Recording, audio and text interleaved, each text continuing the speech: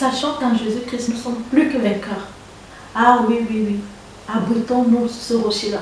Entrons dans cette forteresse pour être protégés en sécurité. Voilà, car c'est lui le rocher, c'est lui la forteresse, Jésus-Christ.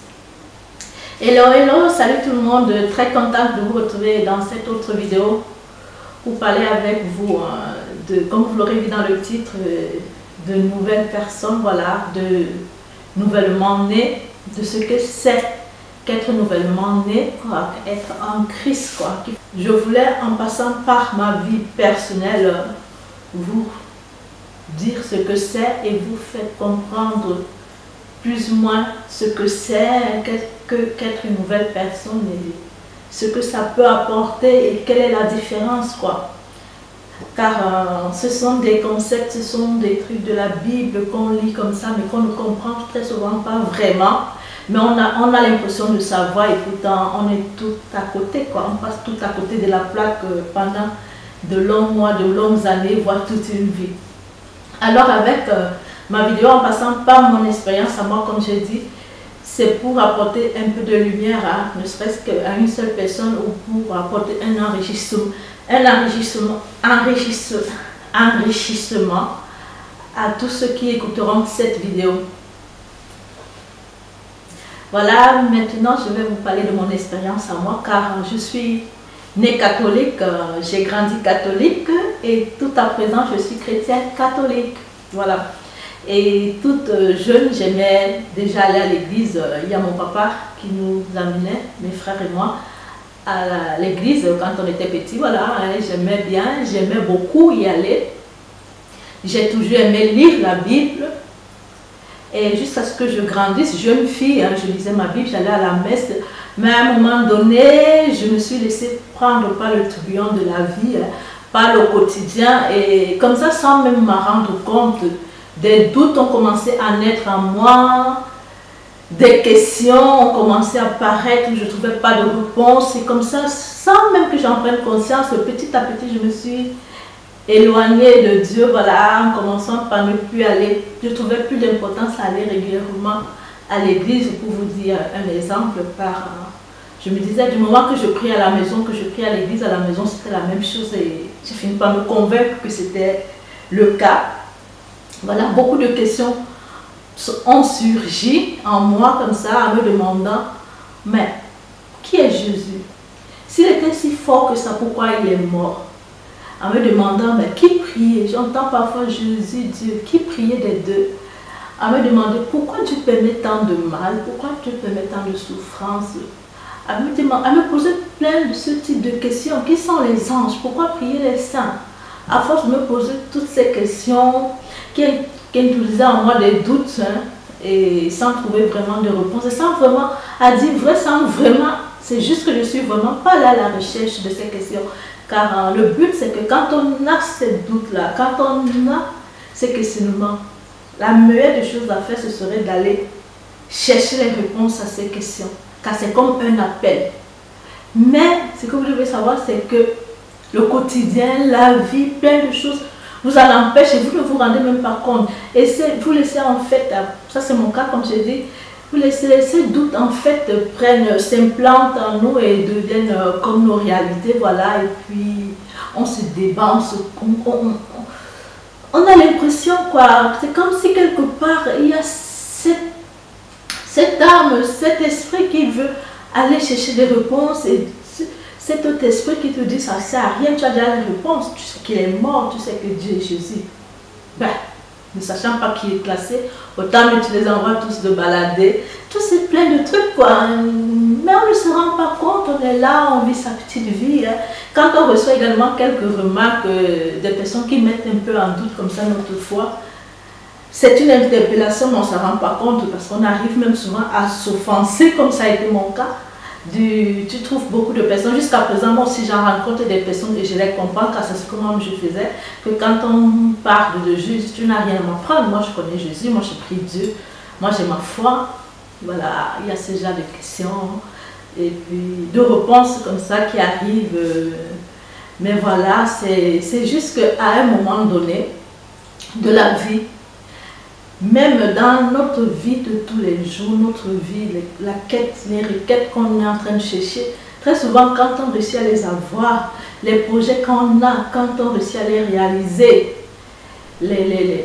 nos envies, quoi, quand ils deviennent réalité comme ça, à un moment donné, on n'est vraiment pas satisfait. Il nous manque ce vide-là qu'on ne sait pas ce que c'est.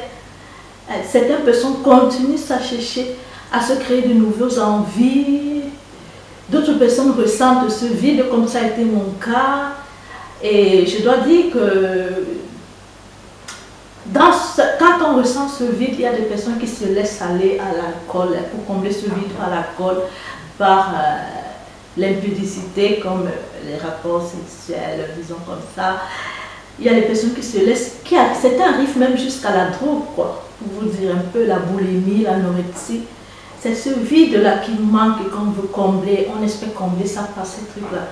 Mais à un moment donné, quand on réussit à comprendre, car ça a été mon cas, quand on réussit à comprendre que ce vide-là, laissons aller les choses, quoi.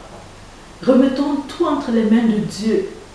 Car quand on commence, moi le premier truc, parce que je suis entrée, j'ai fait les développements personnels, j'ai recherché un peu la spiritualité. Quand on a la quête, c'est une bonne chose, ça veut dire qu'on est sur le chemin.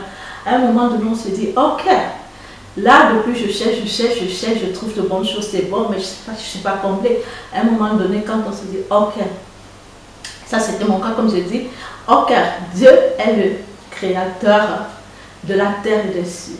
C'est Dieu qui a tout entre ses mains. Seigneur, qu'il me soit fait selon ta volonté.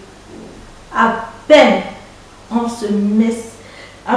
se pose à ce niveau-là, tout devient lumineux. C'est comme si les écailles qu'on avait, que ce soit dans les cerveaux, sur les yeux, les poutres, les pailles comme ça, c'est comme si tout s'envolait, quoi. C'est comme si tout devenait lumineux.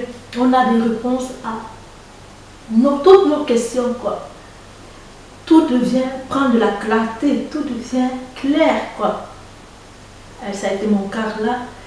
On arrive au point où, quand c'était mon cas, quand on arrive au point que, surtout la question principale qui me terrassait le plus, c'est le fait que Jésus était mort. Je me disais, mais lui, si Dieu a laissé mourir son fils, moi alors, qu'est-ce que je vaux plus que son fils? C'est là que quand on comprend que cette mort sur la croix, cette souffrance, ce mépris, ces coups que Jésus a reçus, quand on comprend les raisons pour lesquelles il a subi tout ça, on est gagné par une grande paix. C'est une paix inexplicable. Voilà, tout devient lumineux. Vraiment, c'est comme on le dit, que vous quittez de ténèbres à la lumière. C'est quand tu as la lumière que tu te rends compte que tu étais dans les ténèbres. Et la lumière et les ténèbres, la différence c'est quoi? Quand tu es dans la lumière, tu as la paix, tu as la joie, tu as de l'amour à donner. Tu comprends ce que ça veut dire, que ce que Jésus disait, que c'est, il y a plus de joie dans le donner que de recevoir. Tout ça, ça prend, tout devient, commence à avoir de la clarté, à avoir un sens. Alors que quand on est dans les ténèbres là-bas, où il y a les mensonges, il y a les commérages, ou encore... Ça, c'était mon péché mignon avant les jugements ou encore les commérages. Avoir des informations sur les gens qui ne te servent pratiquement à rien. Mais tu es là à laquelle tu veux savoir qui est devenu quoi, qui a fait quoi. Tu juges. Vraiment, quand on le fait, vraiment, on ne sait pas qu'on n'est pas dans la lumière, qu'on est dans les ténèbres. Mais quand on reçoit, là, quand on comprend le sacrifice de la croix, quand on arrive à comprendre que sur la croix de Golgotha, sur la montagne là-bas, quand Jésus, par le coup qu'il a reçu dans son cœur, par la flèche, par la lance que le soldat romain a mis dans son cœur et que l'eau et le sang ont coulé, quand on comprend la puissance qu'il y a dans ce sang, quand on comprend la valeur de cette eau, c'est là où vraiment, c'est ça qu'on appelle être nouvellement né. C'est là où on devient vraiment une nouvelle personne. Car on sent que cette eau-là nous a lavé de tous nos péchés. Cette eau-là nous a vraiment nettoyé de tous les défauts qu'on avait, quoi. Quand on se retrouve de cette eau. quand on comprend la puissance qu'il y a dans ce précieux sang, qui vient nous purifier, alors là, tout prend une autre dimension. C'est là qu'on appelle, c'est là où c'est ce qu'on appelle nouvellement né, quoi. Petit à petit, vous faites votre cheminement, petit à petit, on sort de ce monde de ténèbres pour plus de lumière, pour entrer, pour s'immerger dans toutes ces lumières. Qu'à un moment donné, on peut apercevoir la lumière. Moi, on ne veut pas y entrer parce qu'on trouve que c'est difficile, les choses qu'il y a fait pour y entrer, ou le fait d'y être, ce sont des trucs qui sont difficiles à accomplir, mais moi, je ne trouve pas ça du tout difficile. Mais quand on est vraiment immergé dans cette lumière, c'est la joie, la paix et l'amour. Et c'est croire que tout être humain est appelé à ça. Donc, quand on rencontre toutes ces personnes qui font toutes ces mauvaises choses, très souvent, ils ne sont même pas conscients. Donc c'est pour ça que moi aussi, comme je me suis donné cette mission d'ambassadrice de Christ, quoi. Quand on prend conscience et on comprend également qu'il y a tellement de joie dans le donner que de recevoir, voilà, on se laisse aller.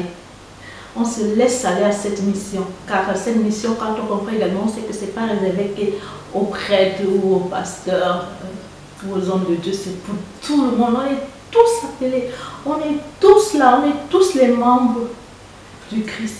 En conscience de la puissance qu'il y a derrière le sang précieux de Jésus-Christ. Voilà, de cette eau, de la miséricorde que Dieu accorde à tout le monde, car beaucoup sont bloqués par le fait qu'ils se disent qu'ils sont pécheurs, les péchés qu'ils ont commis ne sont pas réparables. Non, Dieu est miséricordieux, Dieu n'est pas un homme, Dieu c'est Dieu. Et sa miséricorde est grande. Il suffit juste de se repenttre, car il nous a créés sans notre consentement, mais pour agir dans notre vie.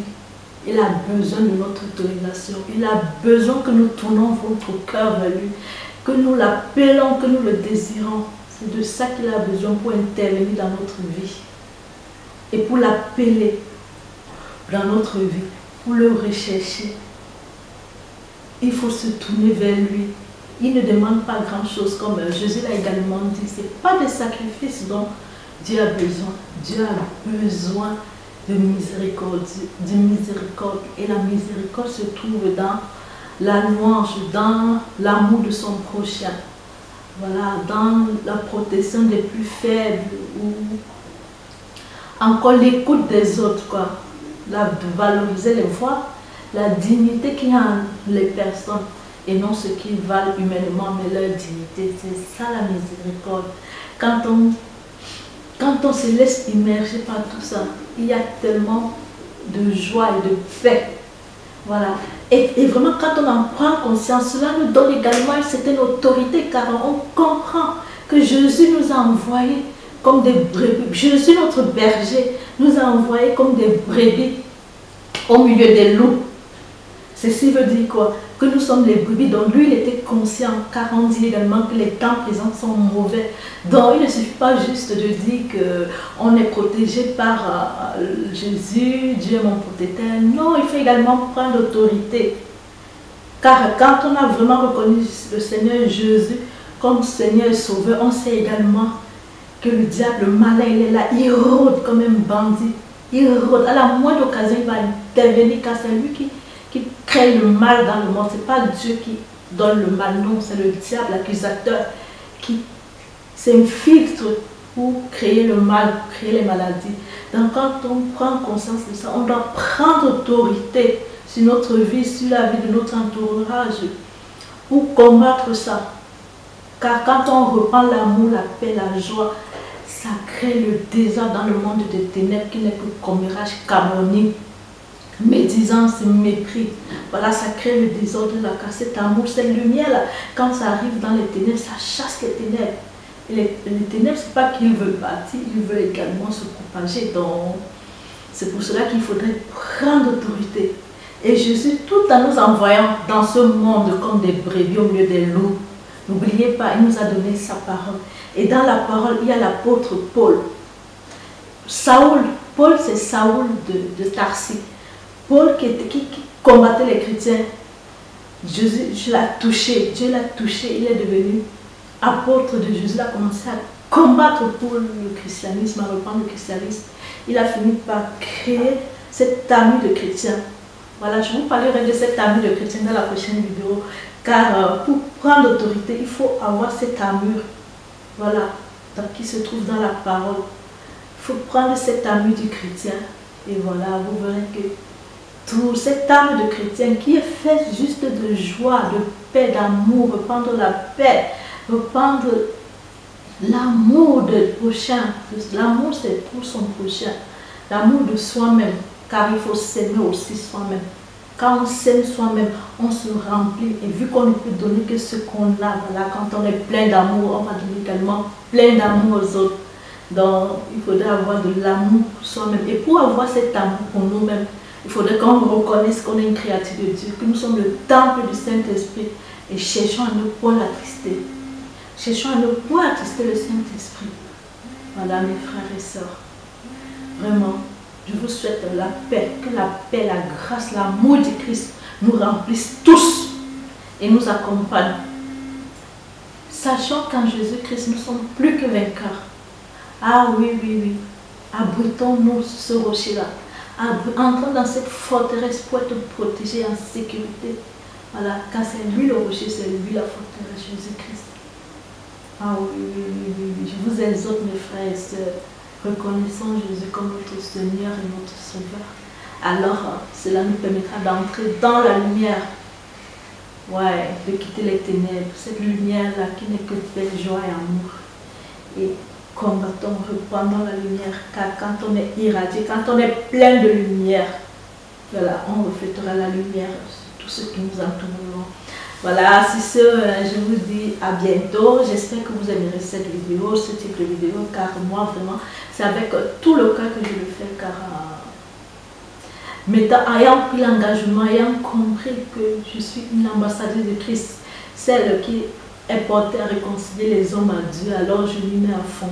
Je vous invite, vous aussi, que c'est pour tout le monde, c'est pas que réservé aux pasteurs, aux prêtres, non, c'est pour tout le monde. Nous sommes tous appelés à cet apostolat de répandre la bonne nouvelle autour de nous.